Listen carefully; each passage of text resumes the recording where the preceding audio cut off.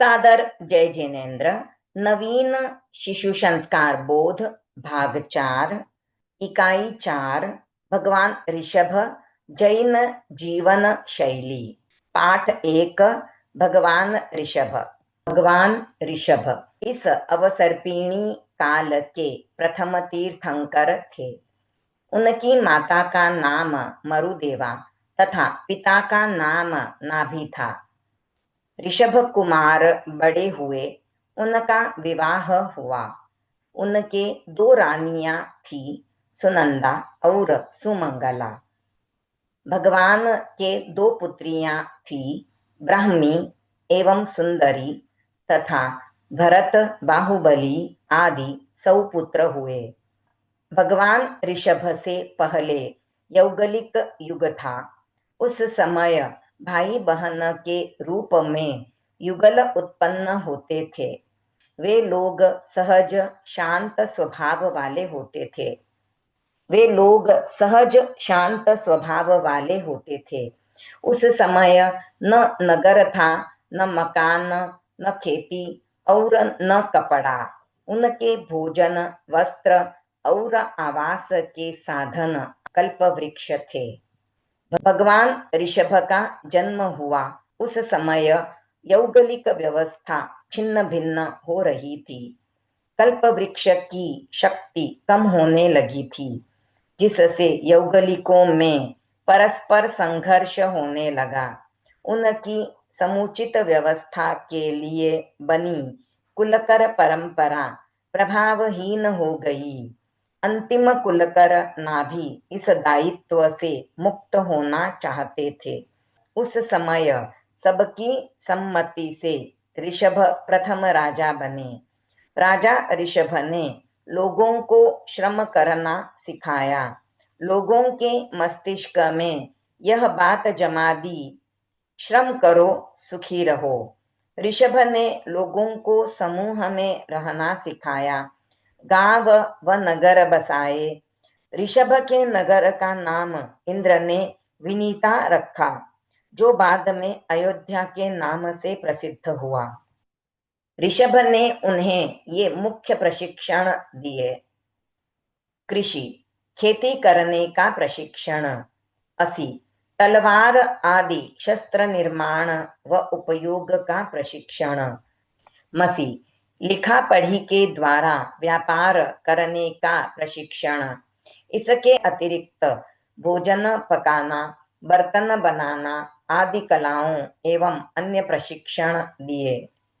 ऋषभ ने अपने पुत्रों के समान दोनों पुत्रियों को शिक्षा दी। जीवन के संध्या काल में राज्य त्याग कर ऋषभ प्रथम मुनि बने। 1000 वर्ष की दीर्घ साधना के बाद ऋषभ को केवल ज्ञान की प्राप्ति हुई। साधु साध्वी, श्रावक श्राविका रूप तीर्थ की स्थापना कर ऋषभ पहले तीर्थंकर बने। अंत में 10,000 साधुओं के साथ अष्टापद पर्वत पर अनशन पूर्वक मोक्ष को प्राप्त हुए। शब्दार्थ: अवसर्पिणी काल, काल चक्र के दो भागों में से एक, जिसमें पुद्गलों का क्रमशः ह्रास होता है। कुलकर, समूह का मुखिया। निम्नलिखित प्रश्नों के उत्तर याद करें। भगवान ऋषभ के माता पिता का नाम क्या था? कृषि, असी तथा मसी का अर्थ बताएं।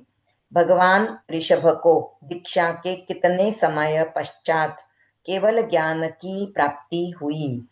आपको करना है, भगवान ऋषभ के जीवन से संबंधित अन्य घटनाएं पढ़ें और सुनें। आपको ध्यान रखना है, भगवान ऋषभ इस अवसर्पिणी काल के प्रथम राजा, प्रथम साधु, प्रथम भिक्षु व प्रथम तीर्थंकर हुए हैं। पाठ 2 जैन जीवन शैली। जैन कुल में जन्म लेने वाले को जन्मना जैन कहते हैं। कर्मणा जैन तब बनता है जब उसकी जीवन शैली में जैनत्व का प्रभाव दिखता है। हमारे विचारों एवं आचरण में जैनत्व का प्रभाव रहे, इसी लक्ष्य से आचार्य श्री तुलसी ने जैन जीवन शैली के 9 सूत्र निर्धारित किए। इनका अनुसरण करके सभी वास्तविक जैन बने। सम्यक दर्शन, देव गुरु व धर्म के प्रति दृढ़ श्रद्धा, सम्यक दृष्टिकोण का विकास, अनेकांत, सापेक्ष दृष्टिकोण का विकास, दुराग्रह से बचकर सामंजस्य का विकास, अहिंसा, अनावश्यक हिंसा से बचना और अहिंसा की साधना से पर्यावरण की सुरक्षा सहज ही हो जाती है। सबके प्रति मैत्री व अनुकंपा की भावना रखना। समण संस्कृति, सम, समानता में विश्वास, प्रतीक रूप में सामायिक का प्रयोग। शम, आवेग नियंत्रण व संतुलित व्यवहार। श्रम, श्रमनिष्ठा एवं स्वावलंबन का विकास। इच्छा परिमाण, वस्तुओं के उपभोग एवं संग्रह का सीमाकरण। हिंसा से निर्मित प्रसाधन सामग्री का वर्जन, विसर्जन का प्रयोग। सम्यक आजीविका, आजीविका में प्रामाणिकता रखना, मांस, अंडा, मादक वस्तु व शस्त्र व्यापार का वर्जन। सम्यक संस्कार, परस्पर अभिवादन व पत्र व्यवहार में जय जिनेन्द्र का प्रयोग करना। घर में तीर्थंकर व आचार्यों के चित्र हों, जैन संस्कृति सूचक चिन्ह हो व आध्यात्मिक पुस्तकें हों, रूढ़ियों को प्रश्रय नहीं देना। आहार शुद्धि व व्यसन मुक्ति, शाकाहारी भोजन करें, खान पान में शराब, मांस, अंडा आदि का मिश्रण भी नहीं होना चाहिए। किसी भी प्रकार के नशीले पदार्थ का सेवन न करें। भोजन पौष्टिक व सुपाच्य हो।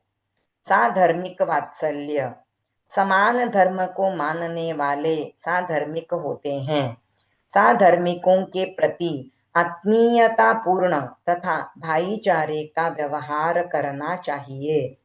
साधर्मिक वात्सल्य का प्रायोगिक रूप है अन्नदान, औषधि दान, ज्ञान दान, अभय दान। आपने जाना, जैनत्व की पहचान के ये 9 सूत्र हमारी जैन जीवन शैली है। ये सूत्र मात्र जैन के ही नहीं, एक अच्छे मानव के संस्कार हैं। आपको ध्यान रखना है, जैन जीवन शैली के उपरोक्त 9 सूत्रों को गहराई से समझना है तथा यथासंभव अपने जीवन में इन्हें अपनाना है। ओम अरहम।